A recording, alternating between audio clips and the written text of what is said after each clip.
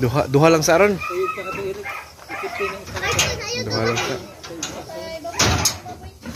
Kining isa mo agto ko launa. Sige nya. Tibo na lang ako. Ugma na. Tibo na lang ako. Os, tibo na lang ako hapon. Wag to ko launa. Naboy number siguro nimo yun yung kaston. Saan natin ka? Orot rin sa'yo, sa'yo. Sige. Gabi na kinuha mga kabagis. Sige. Dos pinta pa kayo, ano ilan nung ha? Ha? Ano hatag gani, dijak na nato. O saman? Akatong kuan lagi, 1 kilo lagi. Ini ba? Titi ini ba? Dos pinta. Di dos ra mo ka per baboy. Iyon dos kwinta ay. Dos pinta pa kayo. Saan ito pagpagi na dito? Balik na ito, saan? Balik rin. Unang na to. Unang na gaya, balik. So na, dos pinta, itong pare laro din. Dos na to per baboy.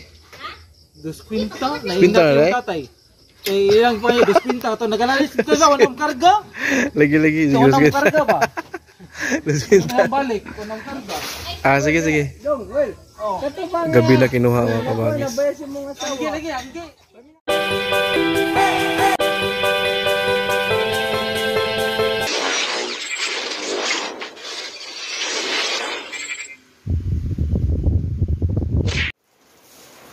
Lakas ng ulan.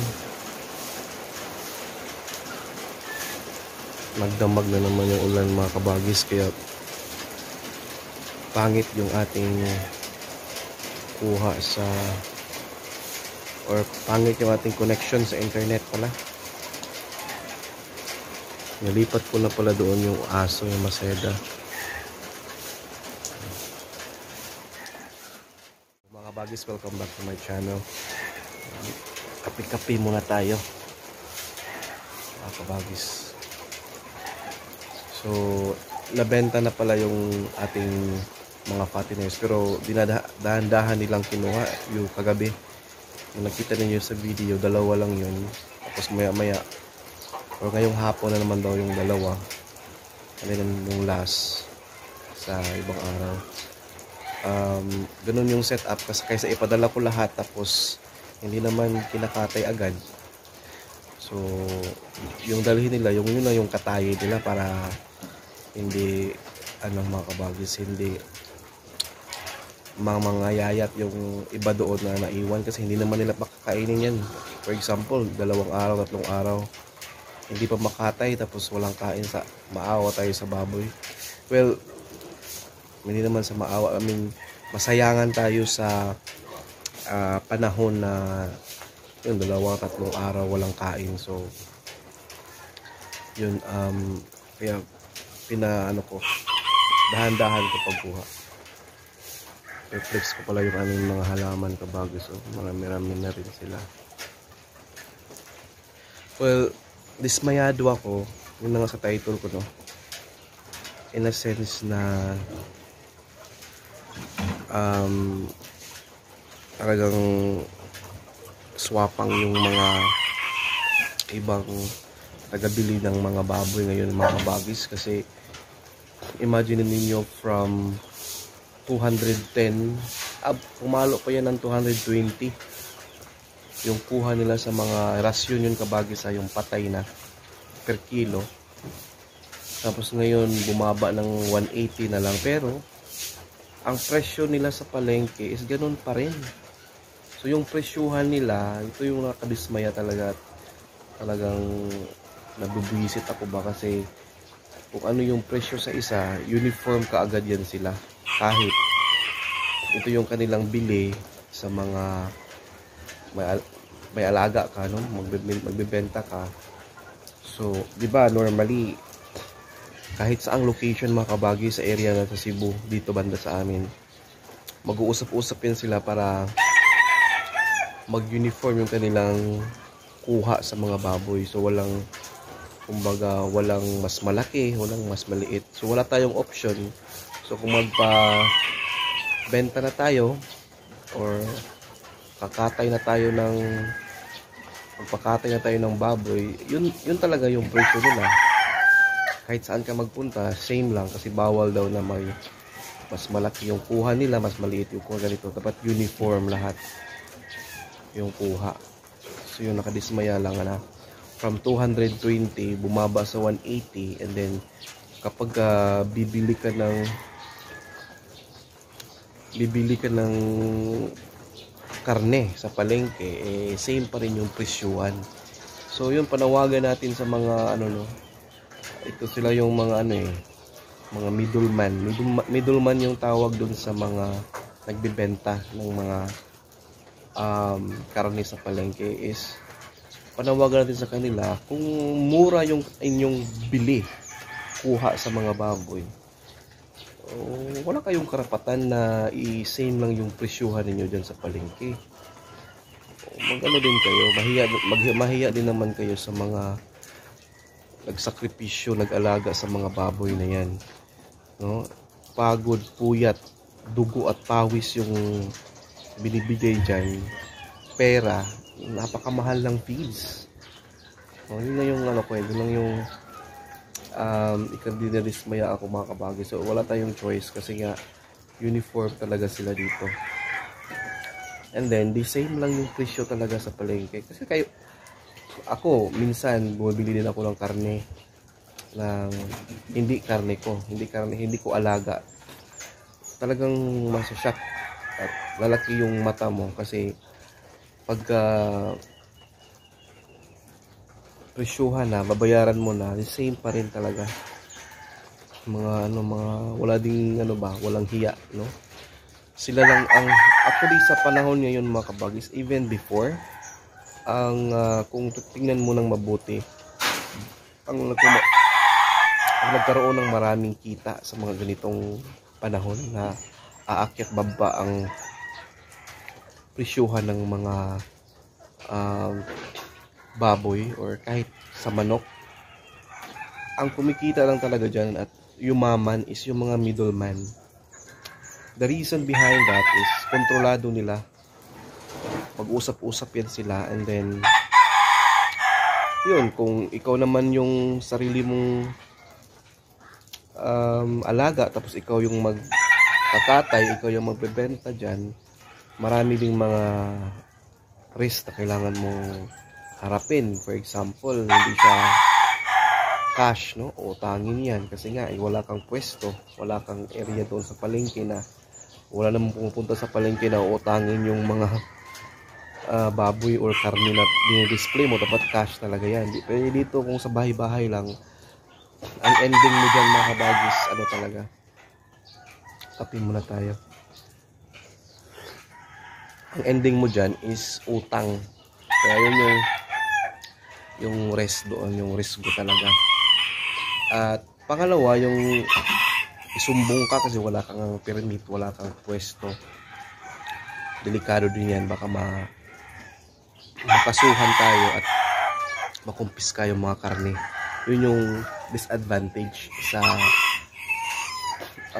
ikaw yung nag-alaga at ikaw yung kakatay. You really have to contact someone, yun nga, yung mga middleman na may pwesto sa mga palengke, kasi yun yung protocol.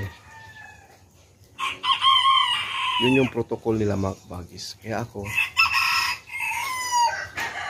hindi sabihin nila na nakabenta ng baboy, masaya, maganda yung feeling. Yes, mayroon tayong kita, pero hindi ganoon kalaki sa kita ng mga middleman na walang, ang pagod lang nila is pagkatay at pag chop-chop ng mga karne, yun lang.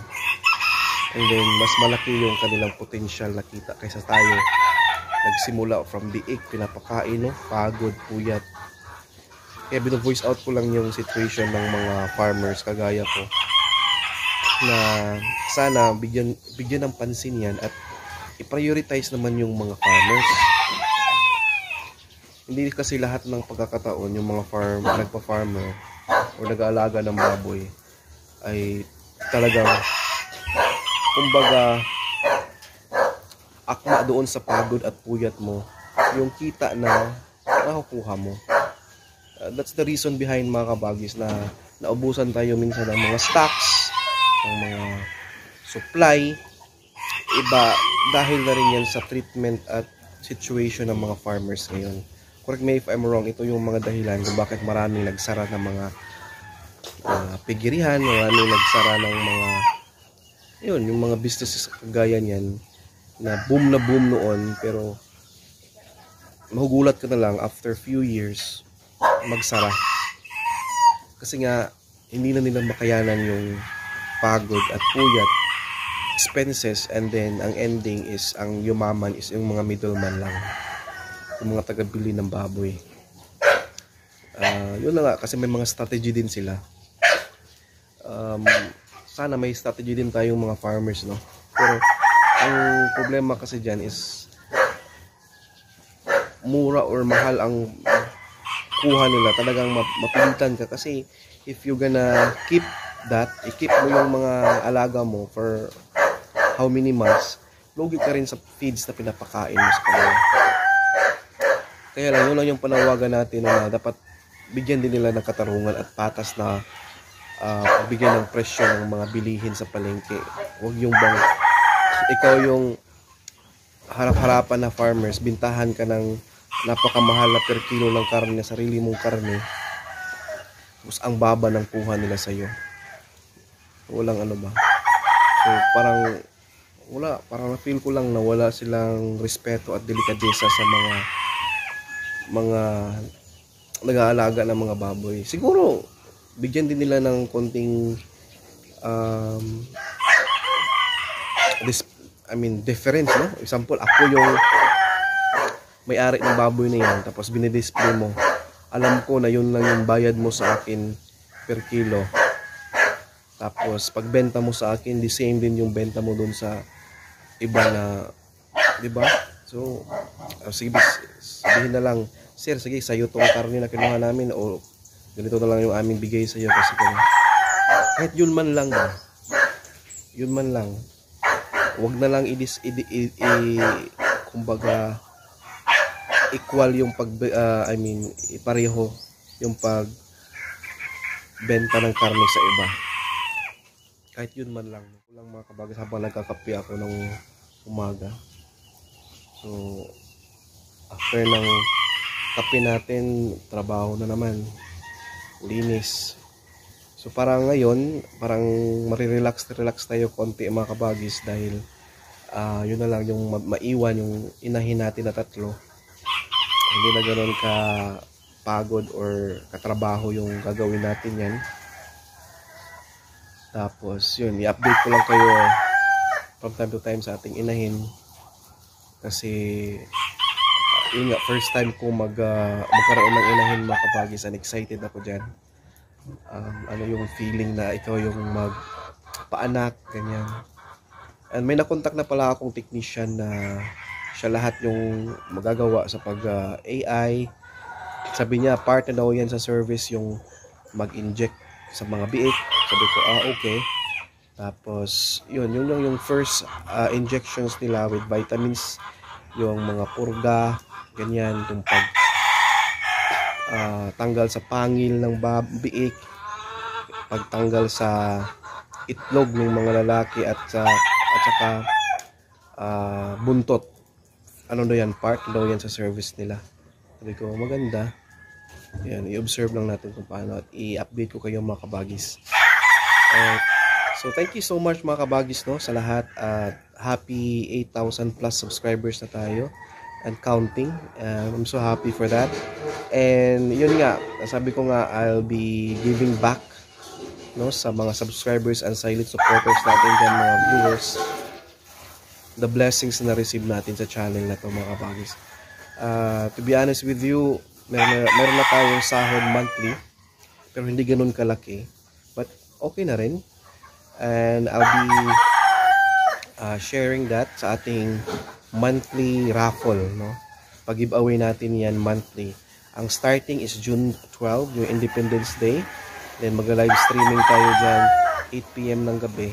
And may mga announcement tayo doon na talagang maganda at makakatuwa at ma-excite din kayo.